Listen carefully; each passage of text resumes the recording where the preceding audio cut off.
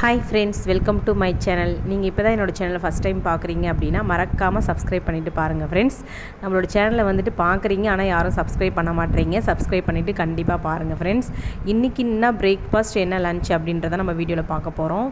இன்றைக்கி வந்து நான் மண்டே வந்துட்டு எப்போவுமே சிம்பிளாக தான் வந்து பிரேக்ஃபாஸ்ட்டு லஞ்சு ரெடி பண்ணுவேன்.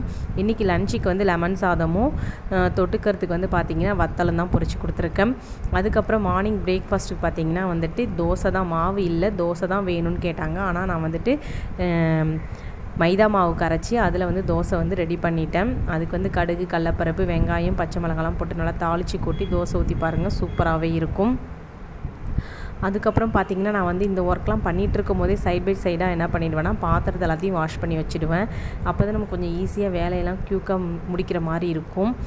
அது லஞ்சையும் வந்துட்டு எல்லாத்தையும் பேக் பண்ணி ரெடி பண்ணியும் வச்சுட்டேன். இந்த வீடியோ பிடிச்சிருக்குன்னா லைக் பண்ணிக்கோங்க, ஷேர் பண்ணுங்கள், கமெண்ட் பண்ணுங்கள், சப்ஸ்கிரைப் பண்ணுங்கள் ஃப்ரெண்ட்ஸ். தேங்க்யூ.